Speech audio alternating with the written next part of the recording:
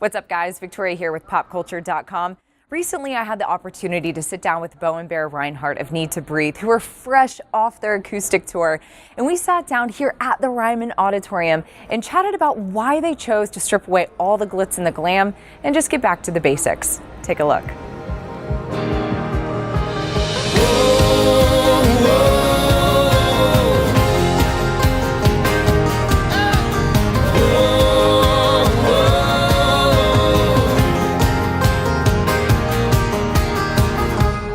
Beg the book to turn the page, 'cause I get stuck where the villains get away. Why did you guys choose to do an acoustic tour instead of just a regular one? We've always wanted to do it, to be honest with you. I mean, a lot of the songs start on acoustics or pianos, and then they kind of get carried away on records, I feel like sometimes, and that's been one of our favorite parts of shows, when we like stripped it down to the 2 acoustic songs we do.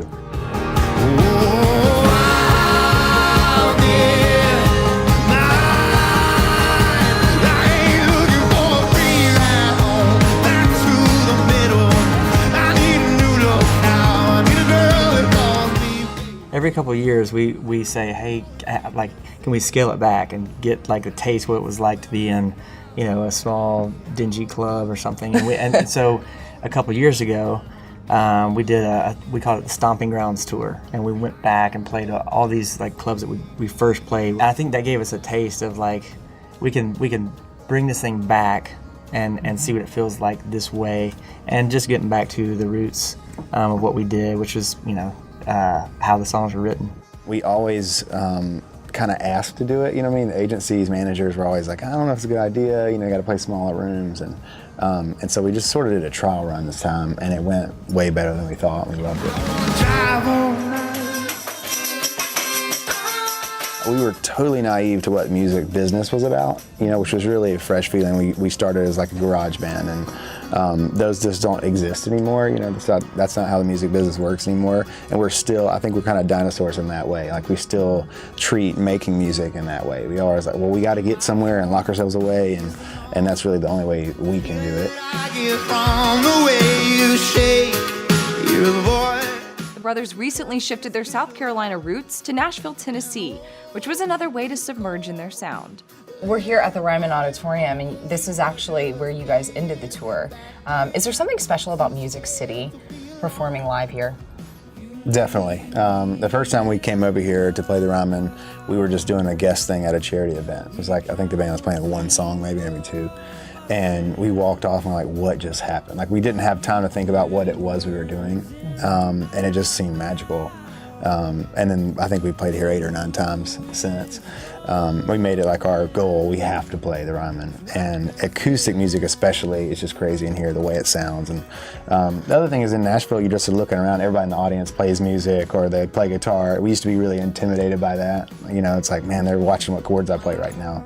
And now I feel like we really have embraced that part. It's like they really know what's good. So if you can make it here in Nashville, you can make it anywhere. Curse this bit of love. Performing at venues like the Ryman Auditorium gives this band and their audience a more intimate feel. We try to get a little quieter and more intimate. We want to be able to hear the audience, you know, react, and that sort of adds something to the conversation. We talk a lot more, tell more stories behind the songs, and it's been cool to see people connect with it in a different way. We did not know if people would like it as much as they do. Y'all say hello to my little brother Bo over here. Howdy.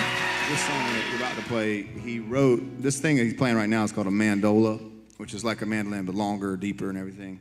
And he did not have that when he wrote this song. He just tuned a mandolin down really far, and it sounded really crappy on the recording that he played to us. And we were like, well, we'll definitely change that, you know, before the record comes out.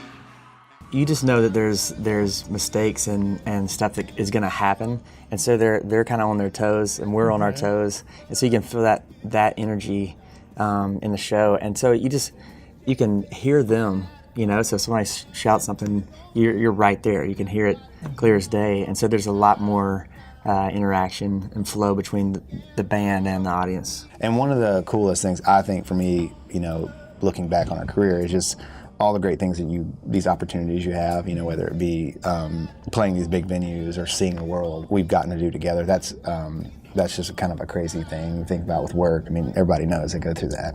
But to be able to achieve those things together has been awesome. Let me be your shelter, never leave you all alone. I can be the one you call, be alone. Brother, let me be your fortress. They're about halfway through their next album, but they're taking their time with this one because they say, quote, it'll be a turning point in their career. Now, if you didn't catch these guys out on the road for their acoustic tour, not to worry. They're heading back out February of 2019.